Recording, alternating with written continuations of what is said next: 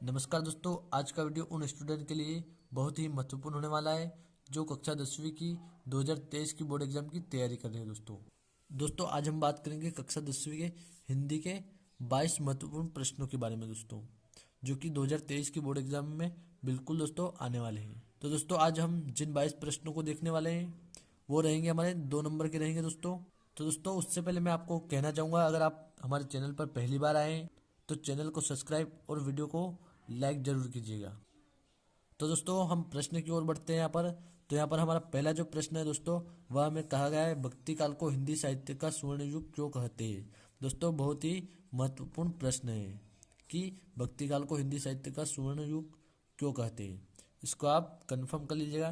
तथा दूसरा प्रश्न हम देखते हैं दोस्तों, नई कविताओं की 2 विशेषता लिखते हुए 2 कवियों के नाम लिखिए। यह हमारा दूसरा क्वेश्चन। यह भी दोस्तों बहुत ही महत्वपूर्ण प्रश्न है हमारा।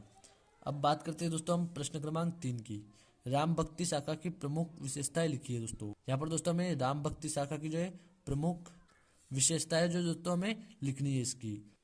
अब दोस्तों प्रश्न क्रमांक 4 है हमारा, जीवनी और आत्मकथा में 2 अंतर लिखिए।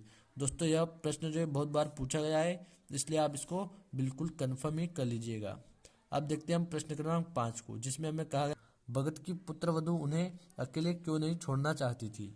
दोस्तों आप इन सभी प्रश्नों को जो है वीडियो को रोक रोक कर एक कॉपी में लिख लीजिएगा, ताकि आपको याद करने में आसानी रहेगी। अब दोस्तों यहाँ पर प्रश्न क्रमांक 6 में हमें दिया गया है एकांकी किसे कहते हैं, जो कि दोस्तों बहुत ही महत्वपूर्ण प्रश्न है। यह पूछा जाता है बोर्ड एग्जाम में। अब यहाँ पर हमें कहा गया संचारी भाव किसे कहते हैं दोस्तों। फिर प्रश्न क्रमांक 8 में हमें कहा गया कहानी व उपन्यास में कोई 2 अंतर लिखिए। दोस्तों यह प्रश्न भी बहुत बार पूछा गया है, कहानी व उपन्यास वाला, तो आप इसे भी दोस्तों कंफर्म कर लीजिएगा।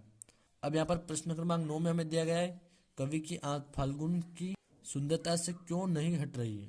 तथा प्रश्न क्रमांक 10 हमें दिया गया है दोस्तों, रिपोर्टाज किस भाषा का शब्द है। यहाँ पर हमें बताना है रिपोर्टाज जो शब्द है यह किस भाषा का है, यह यहाँ पर हमें बताना है दोस्तों। अब देखते हैं हम प्रश्न क्रमांक 11 को दोस्तों।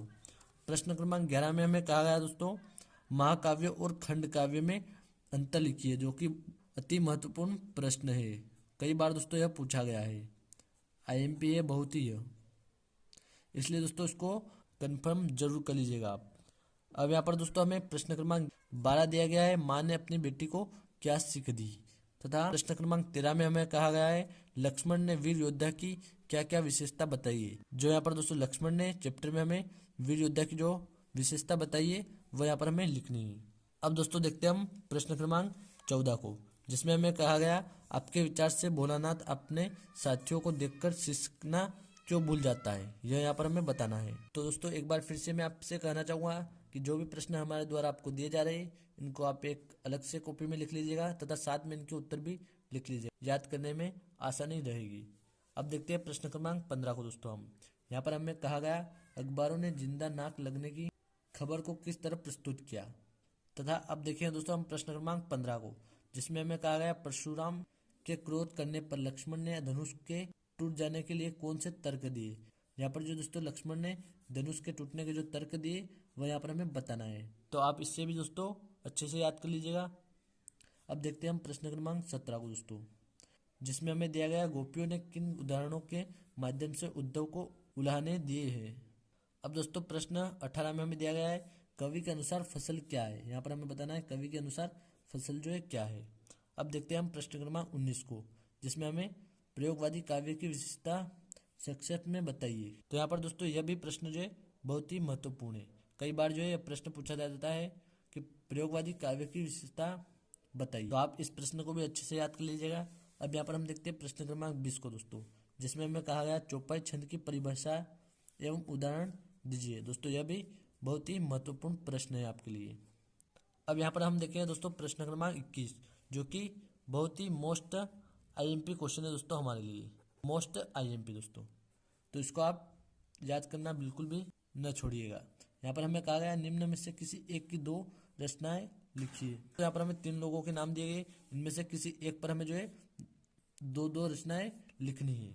यहाँ पर हमें दिया गया तुलसीदास, जयशंकर प्रसाद या नागार्जुन, इन किसी में से भी अगर आपको याद है तो आप 2 उनकी रचना जरूर लिखिएगा। अब देखते हैं प्रश्न क्रमांक 22 को, जिसमें हमें कहा गया दोस्तों वीर रस की परिभाषा लिखते हुए एक उदाहरण दीजिए दोस्तों। तो दोस्तों यहाँ पर हमें इसकी परिभाषा और एक उदाहरण जो हमें यहाँ पर देना है। तो दोस्तों आप इन सभी 22 प्रश्नों को जो है अच्छे से याद कर लीजिएगा। तो दोस्तों अगर आपको ज़रा भी हमारे वीडियो से हेल्प मिली है तो वीडियो को लाइक और चैनल को सब्सक्राइब जरूर कीजिएगा और कमेंट में यस जरूर लिखिएगा दोस्तों।